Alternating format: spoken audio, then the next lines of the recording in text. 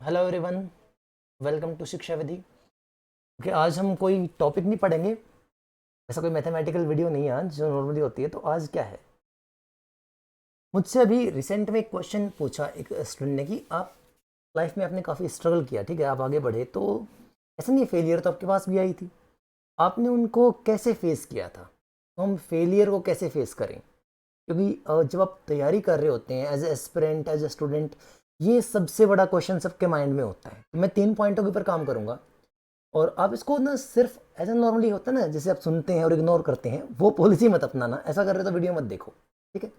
आप वीडियो देख रहे हैं तो आप ये मान के चलेंगे जो आज आपको बताया जाएगा आप उसे फॉलो करेंगे, एग्जैक्टली फॉलो करेंगे।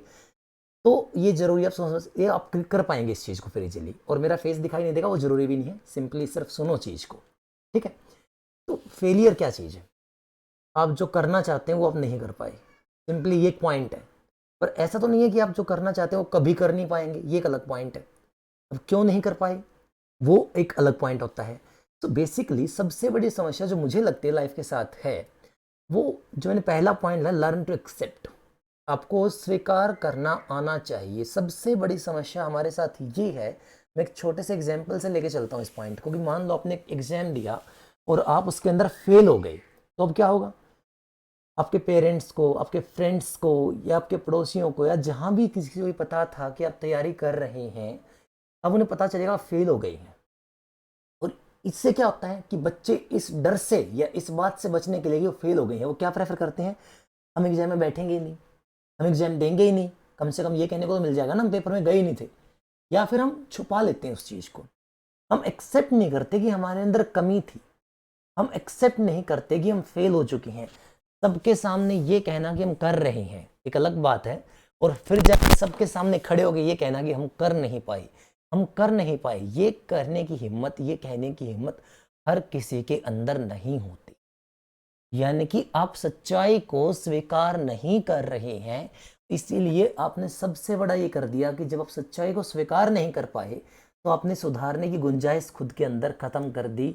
आपके पास इंप्रूवमेंट का स्कोप ही खत्म हो गया, क्योंकि आप एक्सेप्ट ही नहीं करना चाहते कि आपके अंदर कमी थी। द फर्स्ट पॉइंट, अगर आप एक्सेप्ट कर सकते हैं और आप भीड़ में खड़े हो गए ये कह सकते हैं कि आप फेल हो गए, आप वो नहीं कर पाए, ऑब्वियसली वो जो कॉन्फिडेंस होगा ना एक्सेप्ट करने का, वो कॉन्फिडेंस ये भी कहलवाएगा कि हाँ मैं कर नहीं पाया पर मैं करके जरूर दिखाऊंगा। समझ रहे हैं पहला पॉइंट।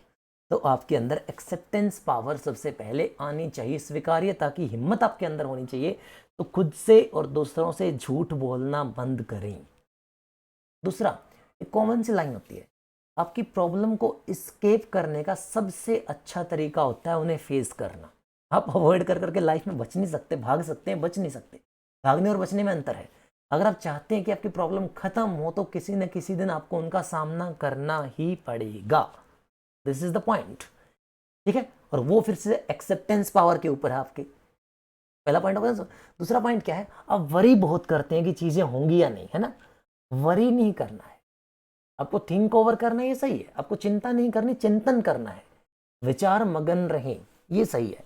विचार को बोझ ना बनने दें, ये गलत है। अगर मैं आपको ये कहता हूं कि खाली गिलास उठाएं, पानी से भरा नहीं होना चाहिए, खाली गिलास, और आप लगातार 1 घंटे तक सीधा हाथ रखें, गिलास आपके हाथ पे रहना चाहिए, तो एक खाली गिलास से भी आपके हाथ में बहुत तेज दर्द होना स्टार्ट हो जाएगा। क्यों? क्योंकि आपने 1 घंटे तक उसे एक ही पोजीशन में रख लिया। उसके बजाय भरा गिलास अगर 2 लीटर का भी उठा के लेके जाओगे ना कुछ पानी, सिर्फ कुछ सेकंड्स के लिए या 1 मिनट के लिए, वो आपको उतना पेन नहीं करेगा। विच मीन्स प्रॉब्लम बड़ी हो लेकिन शॉर्ट टाइम के लिए आप उसके ऊपर सोचते हो तो वो कम तंग करती है, लेकिन प्रॉब्लम बहुत छोटी लंबे टाइम तक माइंड पे रखते हो तो वो समस्या बनती है। समझ गए? तो आपको ये नहीं करना है। आप हमेशा ये सोचें कि सुधार कैसे हो सकता है, ये सही है, लेकिन मैं नहीं कर पाऊंगा, मैं नहीं कर सकता, ये हो जाएगा, वो, ये विचारे माइंड में होने नहीं चाहिए, ठीक है। अब कहीं को लग रहा है ठीक है, आप तो यहाँ बैठ के आप किसी को फेस भी दिखाई नहीं दे रहा, कुछ भी बोल सकते हैं, बहुत आसान है, तो ऐसा नहीं है ऑब्वियसली। जिनको, जो मुझे जानते हैं उन्हें पता है कि मैंने प्रॉब्लम फेस की है, मैं उनसे आगे बढ़ा हूँ। जो नहीं जानते, देखो, मैं कभी कभी ऐसा हो सकता है कि मैं गवर्नमेंट जॉब लग चुका हूँ, स्टिल मैं काम कर रहा हूँ और मैं कभी अपनी कहानियाँ सुनाता नहीं बच्चों के अंदर खड़े होके, बट ऐसा नहीं है यार। जब मैंने प्रिपरेशन की थी बहुत कुछ फेस किया, हर कोई करता है, मैं इसलिए नहीं कहता उसको, क्योंकि हर कोई करता है वो चीज़ ऑब्वियसली, ठीक है ना। तो वो चाहे इसमें ये हो कि जब मैं पहले प्रिपरेशन कर रहा था तो मेरे ट्विंस बेबी थे पहली बार जो एक्सपायर हो गए थे उस टाइम पे, और स्टिल मेरी प्रिपरेशन गोइंग ऑन चल रही थी, जिसमें डिस्टर्बेंस बनी, ऑल दैट, बहुत सारी ऐसी चीज़ें हैं, ठीक है। तो हर कोई झेलता है, इसलिए मैं कभी गाता नहीं कि मैंने ये झेला है, ठीक है। ये लाइफ है, हर किसी के साथ ऐसा चलेगा, तो आप उससे आगे बढ़ते हैं, ये मेन चीज़।